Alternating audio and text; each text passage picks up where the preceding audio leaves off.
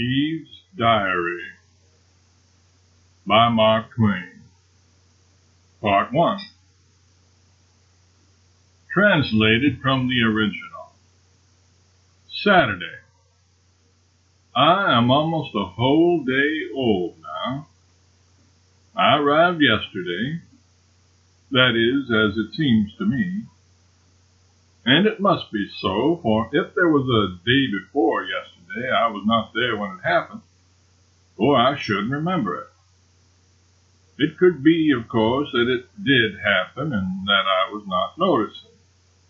Very well. I will be very watchful now, and if any day before yesterday's happened, I will make a note of it. It will be best to start right and not let the record get confused, for some instinct tells me that these details are going to be important to the historian someday. For I feel like an experiment. I feel exactly like an experiment. It would be impossible for a person to feel more like an experiment than I do, and so I am coming to feel convinced that that is what I am, an experiment, just an experiment and nothing more.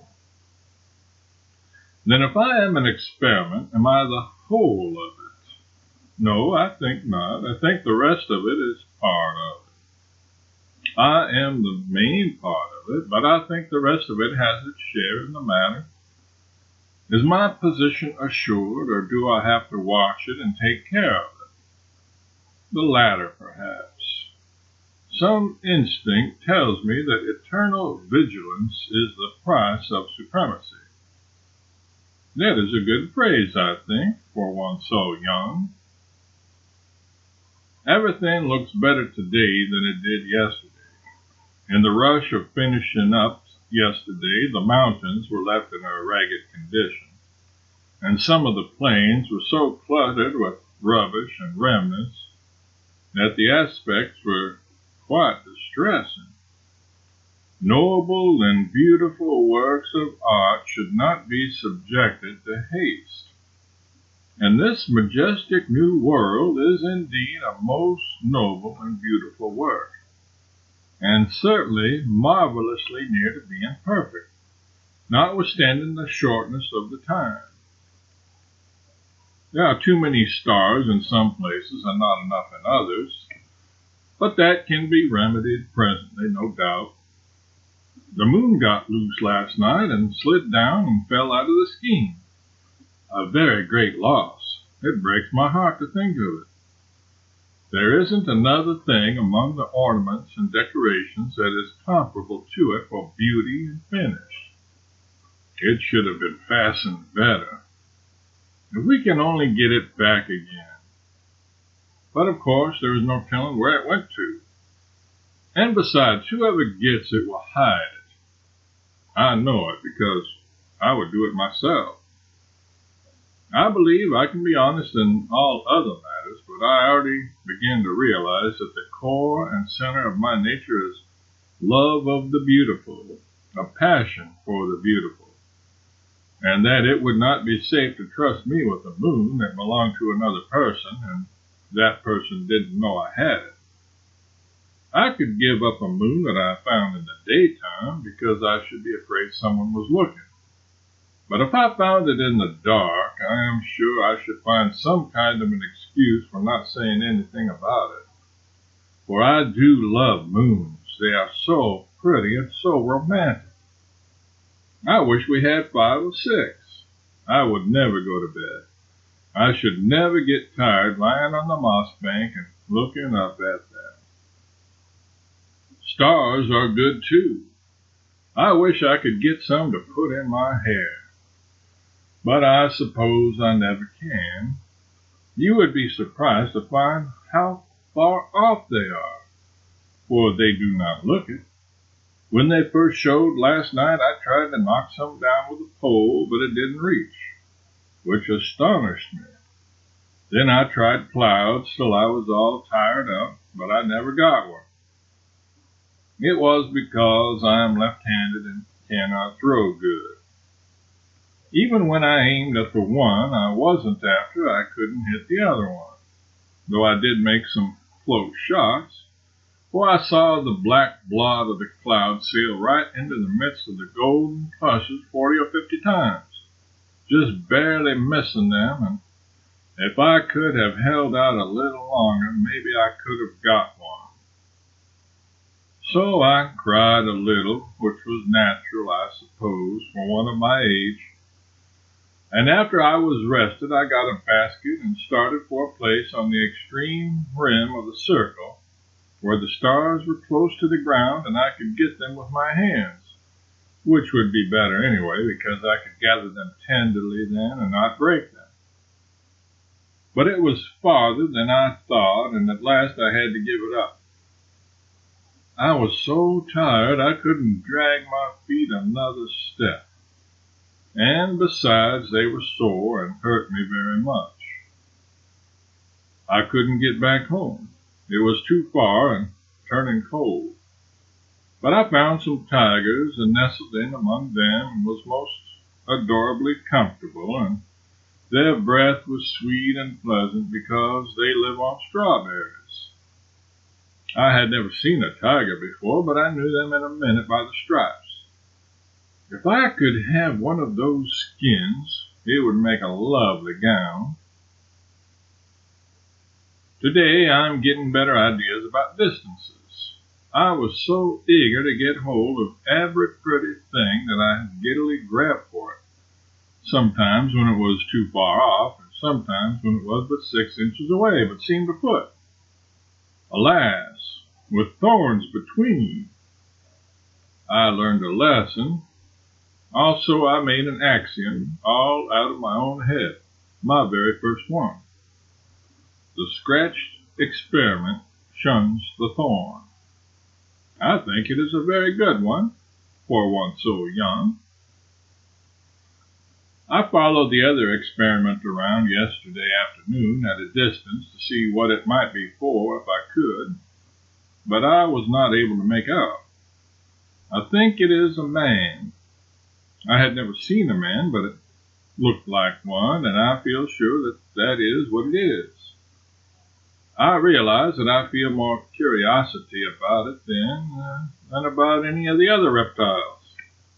If it is a reptile, and I suppose it is, for it has frowsy hair and blue eyes and looks like a reptile. It has no hips. It tapers like a carrot. When it stands, it spreads itself apart like a derrick.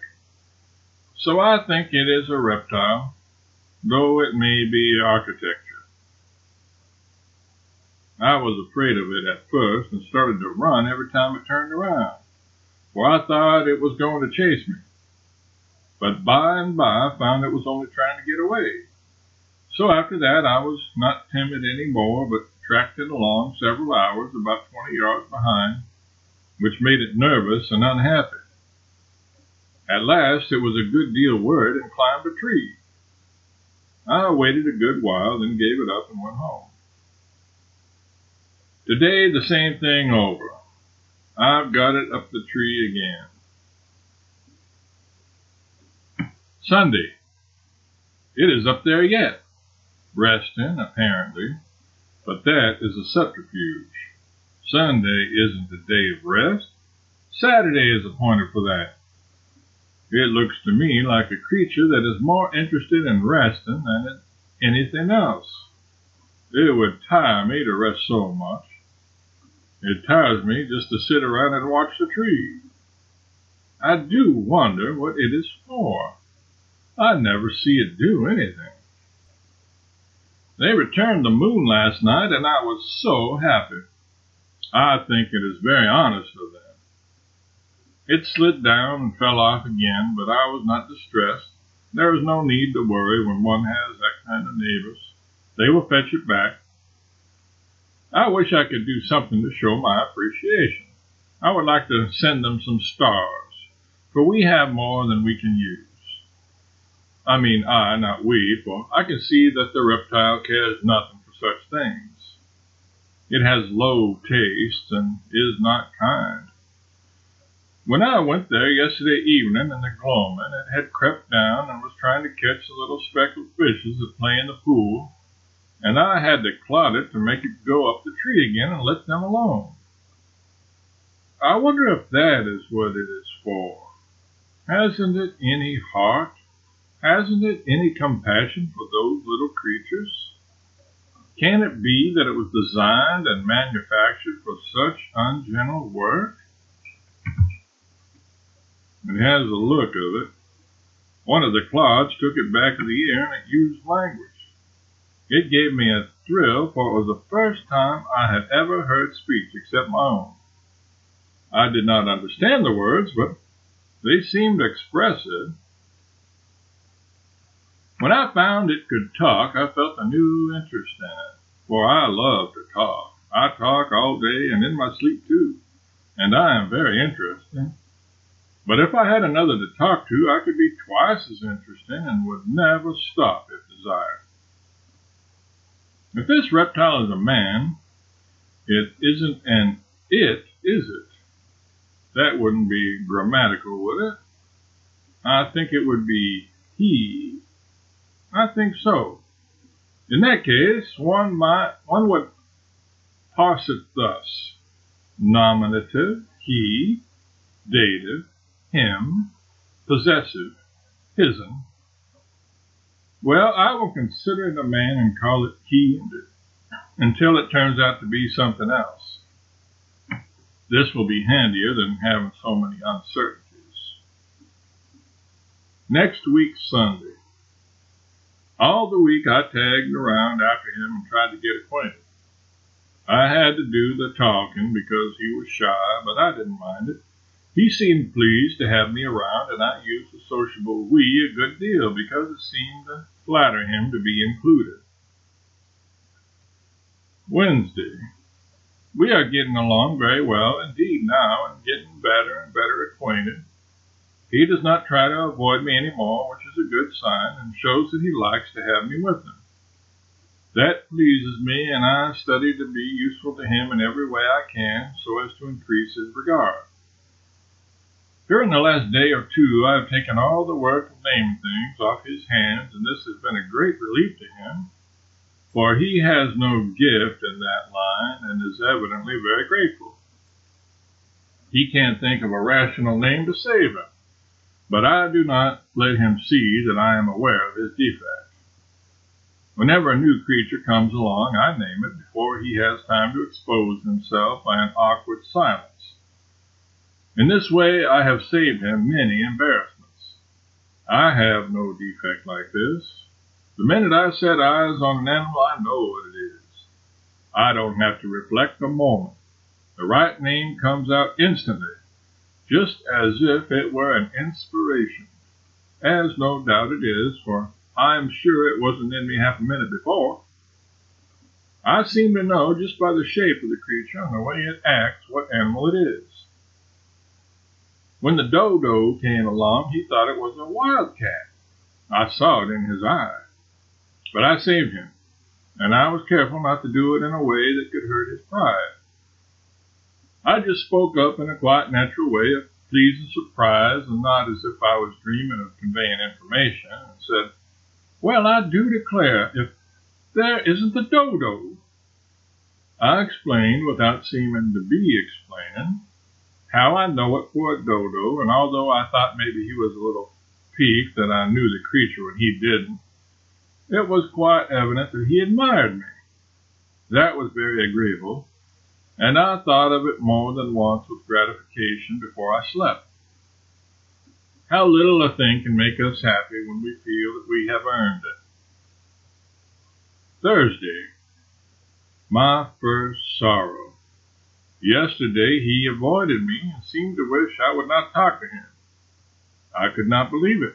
I thought there was some mistake, for I loved to be with him and loved to hear him talk, and so how could it be that he could feel unkind toward me, when I had not done anything? But at last it seemed true, so I went away and sat lonely in the place where I first saw him, the morning that we were made, and I did not know what he was, and was indifferent about him. But now it was a mournful place, and every little thing spoke of him, and my heart was very sore. I did not know why very clearly, for it was a new feeling. I had not experienced it before, and it was all a mystery, and I could not make it out. But when night came, I could not bear the lonesomeness, and went to the new shelter which he had built, to ask him what I had done that was wrong, and how I could mend it and get back his kindness again. But he put me out in the rain, and it was my first sorrow. Sunday. It is pleasant again now, and I am happy. But those were heavy days. I do not think of them when I can help it. I tried to get him some of those apples, but I cannot learn to throw straight. I failed, but I think the good intention pleased him. They are forbidden, and he says I shall come to harm. But so I come to harm through pleasing him. Why shall I care for that harm? Monday. This morning I told him my name, hoping it would interest him. But he did not care for it. It is strange. If he should tell me his name, I would care. I think it would be pleasanter in my ears than any other sound. He talks very little. Perhaps it is because he is not bright, and is sensitive about it and wishes to conceal it. It is such a pity that he should feel so, for brightness is nothing. It is in the heart that the values lie. I wish I could make him understand that a loving, good heart is riches, and riches enough, and that without it, intellect is poverty. Although he talks so little, he has quite a considerable vocabulary. This morning he used a surprisingly good word. He evidently recognized himself that it was a good one, for he worked it in twice afterward casually. It was good, casual art, still it showed that he possesses a certain quality of perception. Without a doubt, that seed can be made to grow, if cultivated. Where did he get that word? I do not think I have ever used it. No, he took no interest in my name. I tried to hide my disappointment, but I suppose I did not succeed. I went away and sat on the moss bank with my feet in the water. It is where I go when I hunger for companionship, someone to look at, someone to talk to. It is not enough, that lovely white body painted there in the pool, but it is something, and something is better than utter loneliness. It talks when I talk. It is sad when I am sad. It comforts me with its sympathy. It says, do not be downhearted, you poor friendless girl. I will be your friend. It is a good friend to me, and my only one. It is my sister. That first time that she forsook me, I shall never forget that, never, never. My heart was lead in my body. I said she was all I had, and now she is gone. In my despair, I said, break my heart. I cannot bear my life any more. And hid my face in my hands, and there was no solace for me. And when I took them away after a little, there she was again, white and shining and beautiful, and I sprang into her arms. That was perfect happiness. I had known happiness before, but it was not like this, which was ecstasy. I never doubted her afterward. Sometimes she stayed away, maybe an hour, maybe almost the whole day. But I waited and did not doubt. I said, she is busy, or she is gone on a journey, but she will come. And it was so. She always did. At night she would not come if it was dark, for she was a timid little thing. But if there was a moon, she would come. I am not afraid of the dark, but she is younger than I am. She was born after I was. Many and many are the visits I have paid her. She is my comfort and my refuge when my life is hard.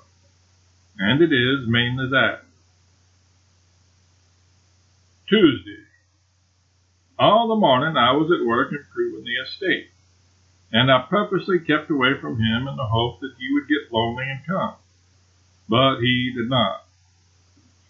At noon I stopped for the day and took my recreation by flitting all about with the bees and the butterflies and reveling in the flowers, those beautiful creatures that catch the smile of God out of the sky and preserve it. I gathered them and made them into wreaths and garlands and clothed myself in them while I ate my luncheon. Apples, of course. Then I sat in the shade and wished and waited. But he did not come. But no matter, nothing would have come of it, for he does not care for flowers. He called them rubbish, and cannot tell one from another, and thinks it is superior to feel like that. He does not care for me, he does not care for flowers, he does not care for the painted sky at eventide. Is there anything he does care for except building shacks to coop himself up in from the good, clean rain, and thumping the melons, and sampling the grapes, and fingering the fruit on the trees to see how those properties are coming along? I laid a dry stick on the ground and tried to bore a hole in it with another one in order to carry out a scheme that I had, and soon I got an awful fright. A thin, transparent, bluish film rose out of the hole, and I dropped everything and ran. I thought it was a spirit, and I was so frightened. But I looked back, and it was not coming. So I leaned against a rock and rested and panted and let my limbs go on trembling until they got steady again. Then I crept warily back, alert, watching, and ready to fly if there was occasion. And when I was come near, I parted the branches of a rose bush and peeped through, wishing the man was about.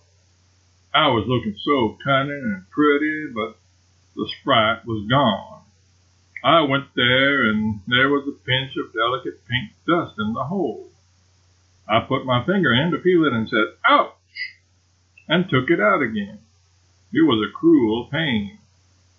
I put my finger in my mouth, and by standing first on one foot and then the other and grunting, I presently eased my misery. Then I was full of interest and began to examine. I was curious to know what the pink dust was. Suddenly the name of it occurred to me, though I had never heard of it before. It was fire. I was as certain of it as a person could be of anything in the world. So, without hesitation, I named it that, fire.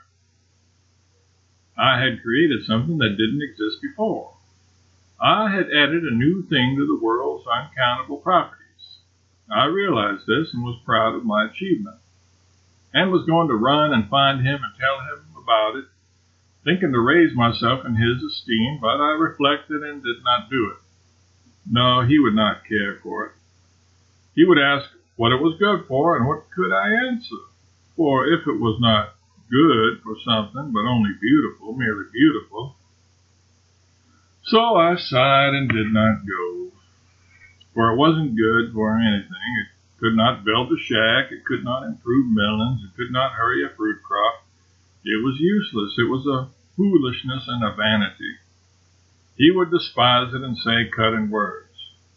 But to me it was not despicable. I said, "Oh, you fire, I love you, you dainty pink creature, for you are beautiful, and that is enough," and was going to gather it to my breast, but refrained. Then I made another maxim out of my head, though it was so nearly like the first one that I was afraid it was only a plagiarism. The burnt experiment shuns the fire. I wrought again, and when I had made a good deal of fire dust, I emptied it into a handful of dry brown grass, intended to carry it home and keep it always and play with it. But the wind struck it, and it sprayed up and spat out at me fiercely, and I dropped it and ran. When I looked back, the blue spirit was tearing up and stretching and rolling away like a cloud, and instantly I thought of the name of it, smoke, though upon my word I had never heard of smoke before. Soon brilliant yellow and red flares shot up through the smoke, and I named them in an instant, flames. And I was right, too, though these were the very first flames that had ever been in the world. They climbed the trees and flashed splendidly in and out of the vast and increasing volume of tumbling smoke. And I had to clap my hands and laugh and dance in my rapture. It was so new and strange and so wonderful and so beautiful. He came running and stopped and gazed and said not a word for many minutes. Then he asked what it was. It was too bad that he should ask such a direct question. I had to answer it, of course, and I did. I said it was fire.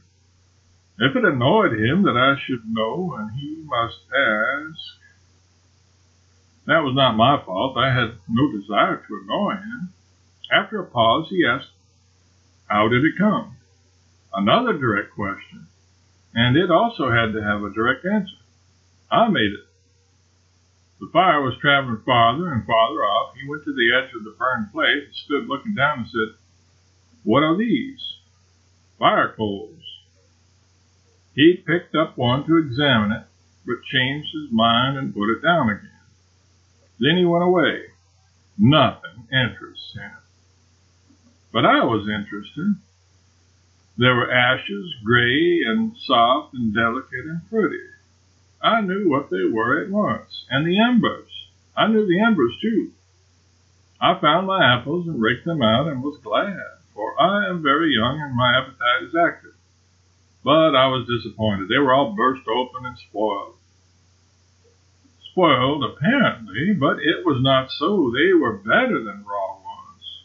Fire is beautiful. Someday it will be useful, I think. End of part 1.